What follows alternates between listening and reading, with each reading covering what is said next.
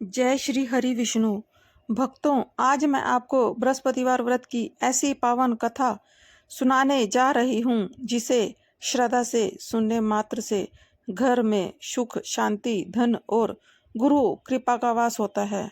तो आइए पूरे मन से और विश्वास के साथ सुनते हैं श्री बृहस्पति व्रत कथा।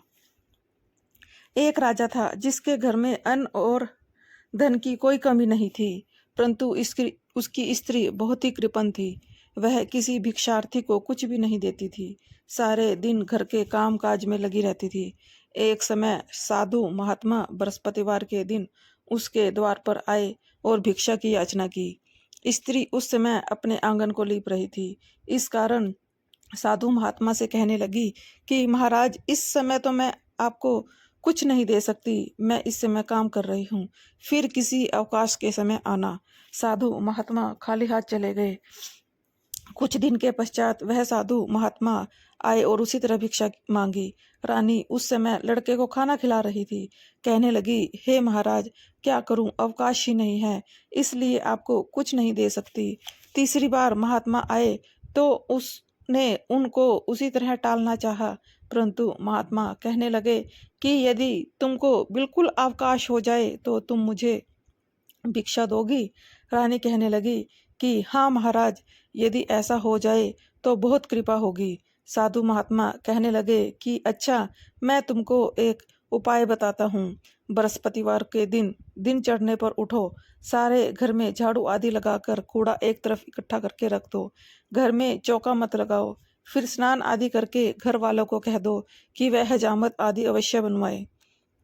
रसोई बनाकर चूल्हे के पीछे रखा करो, सामने कभी ना रखो। सायंकाल को बहुत अंधेरा होने के पश्चात दीपक जलाया करो तथा बृहस्पतिवार को पीले वस्त्र कभी मत धारण करो, न ही पीले रंग की चीजों का भोजन करो।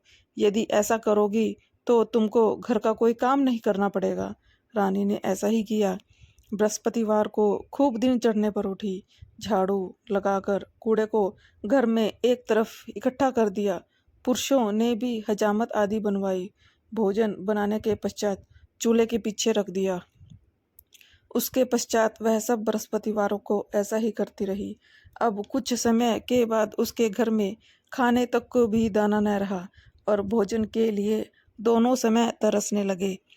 राजा रानी से कहने लगा कि रानी, तुम यहाँ पर रहो, मैं दूसरे देश को जाऊंगा। क्योंकि यहाँ पर सभी मनुष्य हमें जानते हैं, इसलिए कोई काम नहीं कर सकता। देश चोरी परदेश भीख बराबर है। ऐसा कहकर राजा परदेश चला गया। वहां जंगल में जाता और लकड़ी काट कर लाता और शहर में बेचता। इस प्रकार जीवन व्यतीत करने लगा। राजा के घर रानी और दासी दुखी रहने लगी। किसी दिन भोजन मिलता, किसी दिन पानी पीकर रह जाती। एक बार रानी और दासी को 7 रोज बिना भोजन के व्यतीत हो गए तो रानी ने अपनी दासी से कहा, हे दासी, यहाँ पास की नगर में मेरी बहन रहती है, वह बड़ी धनवान है, इस कारण तू उसके पास जा और वहां से 5 सर बेजर ले आ, जिससे कुछ समय के लिए गुजारा हो जाएगा। इस प्रकार रानी की आज्ञा मानकर दासी उसकी बहन के पास गई। जब रानी की दासी उसके पास पहुंची तो रानी की बहन पूजा कर रही थी, क्योंकि उस रोज बृहस्पतिवार था। जब दासी ने रानी की बहन को देखा तो वह बोली, हे रानी, मुझे तुम्हारी बहन ने भेजा है, मेरे लिए 5 सर बेजर दे दो। इस प्रकार रानी की दासी ने कई बार कहा, किंतु रानी ने कुछ उत्तर नहीं दिया, क्योंकि वह उस समय बृहस्पतिवार की कथा सुन रही थी। इस प्रकार जब बांदी को किसी प्रकार का उत्तर न मिला तो वह बहुत दुखी हुई तथा क्रोध भी आया और लौटकर अपनी गांव में रानी के पास जाकर बोली, हे रानी, तुम्हारी बहन तो बड़ी आदिम है, वह छोटे मनुष्यों से बात ही नहीं करती, इसलिए जब मैंने उससे कहा तो उसने किसी प्रकार का कोई उत्तर नहीं दिया। उसका कोई दोष नहीं है, जब बुरे दिन आते हैं तो कोई सहारा नहीं देता। अच्छे बुरे का पता आपातकाल में ही लगता है। जैसे ईश्वर की इच्छा होगी वह होगा। यह सब हमारे भाग्य का दोष है। उधर उस रानी ने देखा कि मेरी बहन की दासी आई थी, परंतु मैं उससे बोली नहीं, इससे वह दुखी हुई होगी। यह सोचकर कहानी को सुन तथा विष्णु भगवान का पूजन समाप्त करके वह अपनी बहन के घर चल दी और जाकर अपनी बहन से कहने लगी, हे बहन, मैं बृहस्पतिवार का व्रत कर रही थी, तुम्हारी दासी गई थी, परंतु जब तक कथा नहीं होती तब तक न उठते हैं न बोलते हैं, इसलिए मैं ना बोली। कहो दासी क्यों गई थी? रानी बोली, बहन हमारे अनाज नहीं था, वैसे तुमसे कोई बात छिपी नहीं है, इस कारण मैंने तुमको तुम्हारे पास दासी को भेजा था। रानी की बहन बोली, बहन देखो, बृहस्पति भगवान सबकी मनोकामना पूर्ण करते हैं, शायद तुम्हारे घर में भी अनाज रखा हो। इस प्रकार के वचन सुने रानी ने घर के अंदर जाकर देखा तो वहां एक घड़ा भेजर का मिल गया। तब रानी और बांदी प्रसन्न हुई और दासी कहने लगी, हे रानी देखो, वैसे हमको भोजन नहीं मिलता, इसलिए हम आज से ही व्रत करेंगे। अगर इनसे व्रत की विधि और कथा पूछ ली जाए तो हम भी किया करें। तब उस रानी ने अपनी बहन से पूछा कि बहन, बृहस्पतिवार व्रत की कहानी कैसे है तथा यह व्रत कैसे करना चाहिए? रानी की बहन ने कहा, हे बहन, गुरु के व्रत में चना की दाल मुनक्का से विष्णु भगवान का केले की जड़ में पूजन करें तथा दीपक जलावें, पीला भोजन करें तथा कहानी सुने। इस प्रकार करने से गुरु भगवान प्रसन्न होते हैं, अन्न पुत्र धन देते हैं, मनोकामना पूर्ण करते हैं। इस प्रकार से रानी ने और दासी दोनों ने निश्चय किया कि बृहस्पति भगवान का पूजन अवश्य करेंगे। 7 रोज बाद जब बृहस्पतिवार आया तो उन्होंने व्रत रखा। घुड़साल में जाकर चना बीन लाए तथा दाल से केले की जड़ का तथा विष्णु भगवान का पूजन किया। अब पीला भोजन कहाँ से आए? बेचारी बड़ी दुखी हुई, परंतु उन्होंने व्रत किया था, इस कारण गुरु भगवान प्रसन्न हुए और 2 थालों में सुंदर पीला भोजन लेकर आए। दासी को देकर बोले, हे दासी, यह तुम्हारे और रानी के लिए भोजन है, तुम दोनों करना। दासी भोजन पाकर बड़ी प्रसन्न हुई तथा रानी से बोली, भोजन कर लो। रानी को इस विषय में कुछ नहीं पता था, इसलिए वह बोली, अरे दासी, तू ही भोजन कर, क्यों हमारी व्यर्थ हंसी उड़ाती है? दासी बोली, भोजन एक महात्मा दे गए हैं। रानी कहने लगी, वह भोजन तेरे लिए दे गया है, तू ही भोजन कर। दासी कहने लगी, वह महात्मा हम दोनों के लिए 2 थालों में भोजन दे गए हैं, इसलिए हम और तुम दोनों ही साथ साथ भोजन करेंगी। इस प्रकार रानी और बांदी दोनों ने गुरु भगवान का व्रत किया और विष्णु पूजन किया। बृहस्पति भगवान की कृपा से फिर रानी और दासी के पास काफी धन हो गया। रानी फिर से उसी प्रकार आलस करने लगी। तब दासी बोली, देखो रानी, तुम पहले भी इसी प्रकार आलस किया करती थी, तुम्हें धन रखने में कष्ट होता था, इसी कारण सभी धन नष्ट हो गया। अब गुरु भगवान की कृपा से धन प्राप्त हुआ है, तुम्हें फिर से आलस होता है। बड़ी मुसीबतों के बाद हमने यह धन पाया है, इसलिए हमें दान पुण्य करना चाहिए तथा भूखे मनुष्यों को भोजन कराना चाहिए, प्याऊ लगवाना चाहिए, ब्राह्मणों को दान देना चाहिए, कुआं, तालाब, बावड़ी आदि का निर्माण करवाना चाहिए, मंदिर पाठशाला बनवाकर दान देना चाहिए, कुंवारी कन्याओं का विवाह करवाना चाहिए, धन को शुभ कार्यों में खर्च करना चाहिए, जिससे हमारा यश फैलेगा और स्वर्ग प्राप्त होगा। रानी ने इस प्रकार से कर्म करने आरंभ किए तथा उसका यश फैलने लगा। रानी और दासी विचार करने लगी, न जाने राजा किस प्रकार से होंगे, उनकी कोई खबर नहीं मिली। गुरु भगवान से उन्होंने प्रार्थना की और भगवान ने रात्रि में राजा को स्वप्न में कहा, हे राजा, उठ उठ, तेरी रानी तुझे याद करती है, अपने देश को चलो। राजा प्रातःकाल उठा और विचार करने लगा, स्त्री जाति खाने और पहनने की संगनी होती है, पर भगवान की आज्ञा मानकर वह अपने नगर को चलने के लिए तैयार हुआ। इससे पूर्व जब राजा परदेश चला गया तो प्रतिदिन जंगल में से लकड़ी बीन कर लाने लगा और उन्हें शहर में बेचकर अपना जीवन यापन करने लगा। एक दिन राजा दुखी होकर पुरानी बातों को याद करके रोने लगा। तब उस जंगल में से बृहस्पति देव एक साधु का रूप धारण करके आए और राजा के पास आकर बोले, हे लक्कड़हारे, तुम इस जंगल में किस चिंता में बैठे हो, मुझे बताओ। यह सुनकर राजा नेत्रों में आंसू भर लाया और बोला, हे प्रभु, आप सब कुछ जानने वाले हो। इतना कहकर साधु को अपनी संपूर्ण कहानी बतला दी। महात्मा दयालु होते हैं, उससे बोले, हे राजा, तुम्हारी स्त्री ने बृहस्पति देव का अपमान किया था, जिसके कारण तुम्हारी यह दशा हुई है।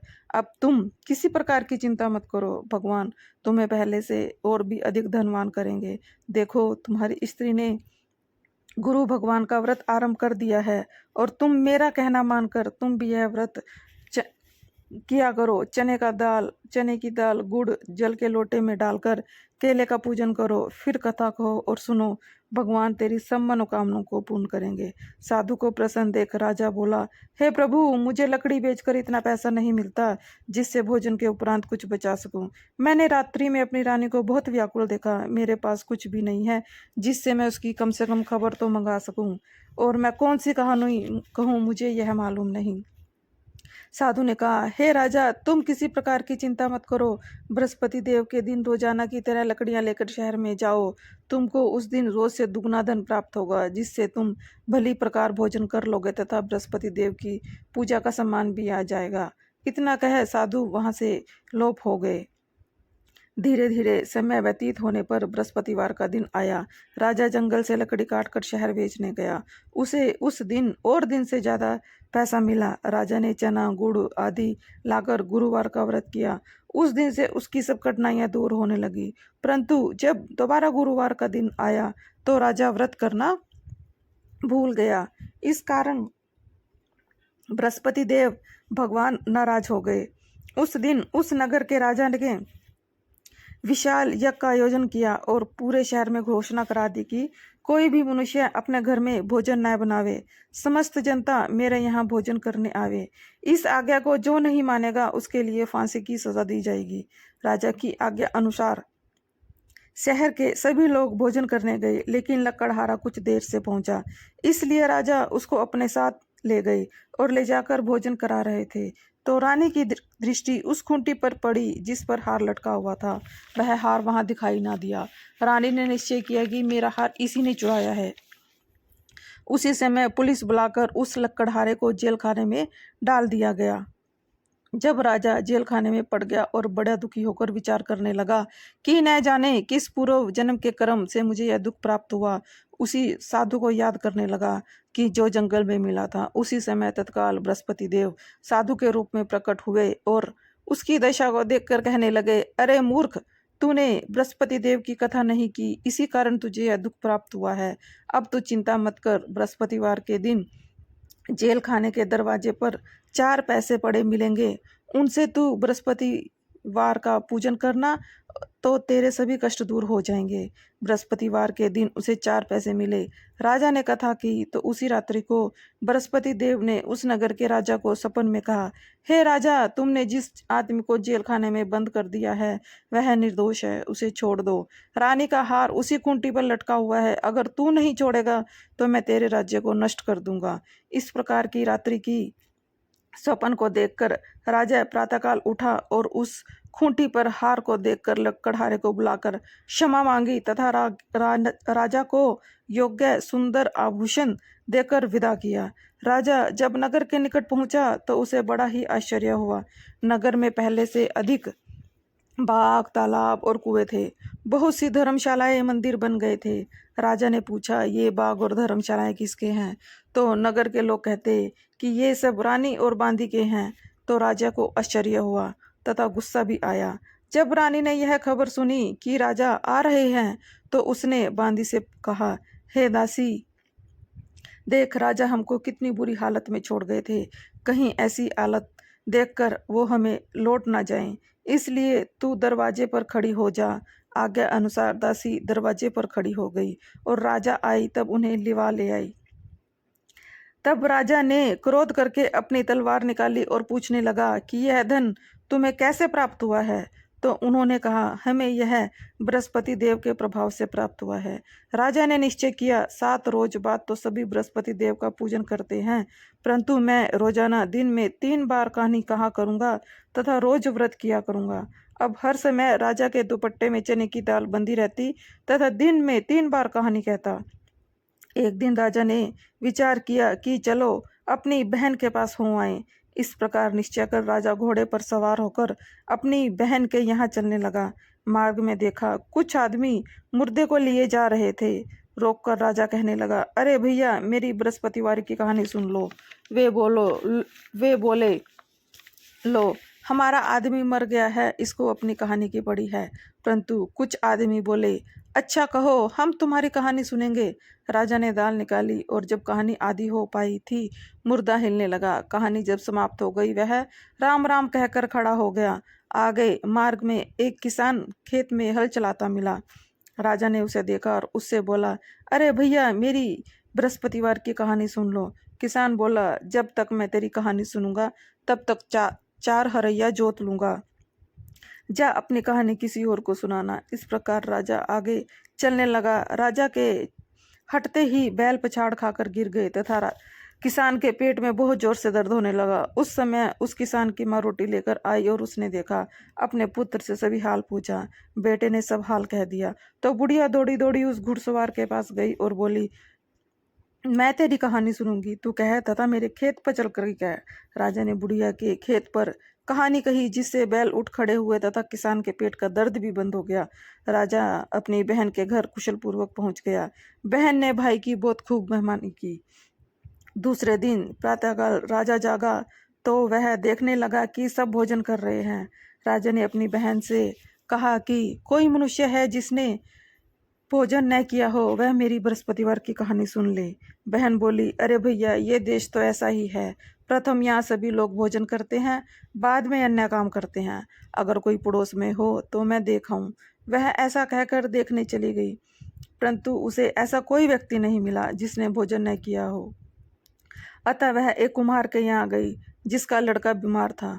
उसे मालूम हुआ कि उनके यहाँ 3 दिन से किसी ने भोजन नहीं किया है। रानी ने अपने भाई को कहानी सुनने के लिए कुम्हार से कहा। वह तैयार हो गया। राजा ने वहां जाकर बृहस्पति देव की कहानी कही, जिसको सुनकर उसका लड़का ठीक हो गया। अब राजा की प्रशंसा होने लगी। राजा एक दिन अपनी बहन से कहने लगा, हे बहन, हम अपने घर जाएंगे, तुम भी तैयार हो जाओ। यह बात राजा की बहन ने अपनी सास से कही। सास बोली, हाँ तू चली जा, पर अपने लड़के को मत लेके जाना, क्योंकि तेरे भाई के कोई संतान नहीं है। बहन ने अपने भाई से कहा, हे भैया, मैं तो चलूंगी, पर बालक नहीं जाएगा। राजा बोला, जब कोई बालक नहीं जाएगा तो तुम भी क्या करोगी। बड़ी दुखी मन से राजा अपने नगर को लौट आया। राजा ने अपनी रानी से कहा, हम निर्वंशी राजा हैं, हमारा मुंह देखने का धर्म नहीं है, और कुछ भोजन आदि नहीं किया। रानी बोली, बृहस्पति देव ने हमें सब कुछ दिया है, हमें संतान भी अवश्य देंगे। उसी रात्रि बृहस्पति देव ने राजा से स्वप्न में कहा, हे राजा, उठ, सभी सोच को त्याग दे, तेरी रानी गर्भ से है। राजा को यह समाचार सुनकर बड़ी खुशी हुई। 9वें महीने में उसके यहाँ 2 पुत्र पैदा हुए। तब राजा बोला, हे रानी, स्त्री जाति बिना भोजन के रह सकती है, बिना कहे नहीं रह सकती। जा, मेरी बहन आए तो तुम उसको कुछ मत कहना। रानी ने हाँ कह दी। राजा की बहन ने यह समाचार सुना कि राजा के 2 पुत्र हुए हैं, तो वह बड़ी खुश हुई तथा वह बधाई लेकर अपने भाई से यहाँ मिलने आई। तभी रानी कहने लगी, घोड़े चढ़कर नहीं आई, गधे चढ़ आई। तब राजा की बहन बोली, भाभी, मैं इस प्रकार से ना कहती तो तुम्हें संतान कैसे प्राप्त होती। बृहस्पति देव ऐसे ही हैं, जिसके मन में कामनाएं होती हैं सभी को पूर्ण करते हैं। जो भगवान से प्रेम पूर्वक बृहस्पतिवार का व्रत करता है, कथा पढ़ता है, वह सुनता है तथा दूसरों को सुनाता है, भगवान उनकी सब इच्छाएं पूरी करते हैं। जय बृहस्पति देव। तो भक्तों, ये थी बृहस्पति देव व्रत की पावन कथा। जो भी श्रद्धा और सच्चे मन से इस व्रत को करता है, कथा सुनता है, उसके जीवन के दुख दूर होते हैं और भगवान विष्णु तथा देव गुरु बृहस्पति देव की कृपा सदा बनी रहती है। बोलिए हरि विष्णु भगवान की जय, देव गुरु बृहस्पति देव महाराज की जय। अब हम आरती करेंगे। ओम जय बृहस्पति देवा, ओम जय बृहस्पति देवा।